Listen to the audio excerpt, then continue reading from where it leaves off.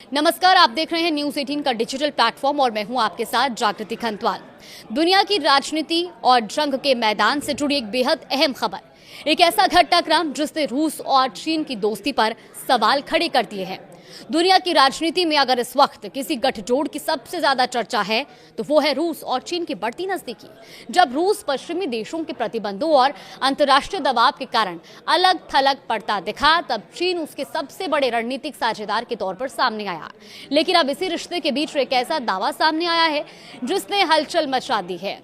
दरअसल यूक्रेन ने आरोप लगाया कि रूस ने ड्रोन हमले में चीन के स्वामित्व वाले एक कार्गो जहाज को निशाना बना दिया।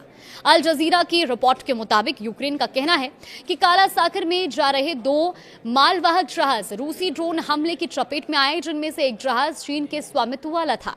ये दावा ऐसे समय में सामने आया है जब रूसी राष्ट्रपति व्लादिमीर पुतिन 2 दिन की चीन यात्रा पर जाने वाले हैं, जहां उनकी मुलाकात चीनी राष्ट्रपति शी जिनपिंग से होनी है। अब ऐसे में इस हमले की टाइमिंग को बेहद संवेदनशील माना जा रहा है। दुनिया की नजरें इस वक्त मध्य पूर्व और ईरान से जुड़े तनाव पर टिकी हुई हैं, लेकिन रूस यूक्रेन युद्ध के मोर्चे पर भी हालात लगातार विस्फोटक बने हुए हैं।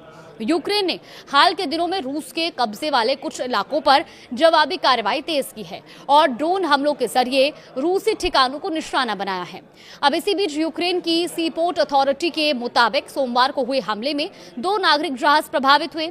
इनमें एक जहाज मार्शल आइलैंड्स के झंडे के तहत चल रहा था, जबकि दूसरा गिनी बिसाऊ के झंडे वाला जहाज था और दोनों जहाज ओडेसा क्षेत्र के बंदरगाहों की ओर बढ़ रहे थे।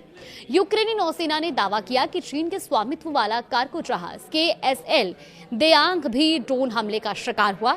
जहाज पर चीनी चालक दल मौजूद था और ये मार्शल आइलैंड्स के झंडे के तहत संचालित हो रहा था। यूक्रेनी नौसेना ने जहाज की तस्वीर भी जारी की, जिसमें उसका एक हिस्सा जला हुआ दिखाई दे रहा है। ओडेशा को यूक्रेन का सबसे महत्वपूर्ण समुद्री केंद्र माना जाता है और यहां से कृषि उत्पादों के बड़े पैमाने पर निर्यात भी होते हैं। रूस और यूक्रेन के बीच जारी युद्ध के दौरान ओडेसा बंदरगाह और आसपास के ढांचों पर कई बार हमले हो चुके हैं। ऐसे में यूक्रेन के राष्ट्रपति व्लादिमीर जेलेंस्की ने सोशल मीडिया पर यह दावा किया कि रूस को पूरी जानकारी थी कि समुद्र में कौन सा जहाज मौजूद है और ऐसे में यूक्रेन का आरोप है कि रूसी ड्रोन ने जानबूझकर उस जहाज को निशाना बनाया जिसका मालिकाना संबंध चीन से है। हालांकि रूस की ओर से अब तक इस पर कोई आधिकारिक प्रतिक्रिया नहीं आई है, लेकिन यही चुप्पी अब कई सवाल भी खड़े कर रही है। क्या ये मामला महज युद्ध की अफरा तफरी का नतीजा था या फिर इसके पीछे कोई बड़ा रणनीतिक संदेश छिपा है? क्योंकि चीन और रूस के रिश्ते पिछले कुछ वर्षों में लगातार मजबूत हुए हैं। चीन ने हमेशा रूस यूक्रेन युद्ध खत्म करने के लिए बातचीत की बात कही है, लेकिन उसने कभी भी यूक्रेन में रूसी कार्रवाई का खुलकर विरोध नहीं किया।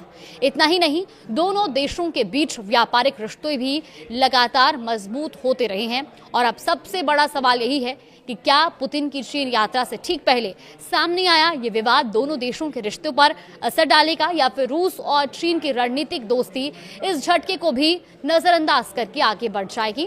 फिलहाल दुनिया की नजरें बीजिंग और मॉस्को दोनों पर टिकी है, क्योंकि इस जंग का असर अब सिर्फ यूरोप तक सीमित नहीं है, बल्कि वैश्विक शक्ति संतुलन तक पहुंच चुका है।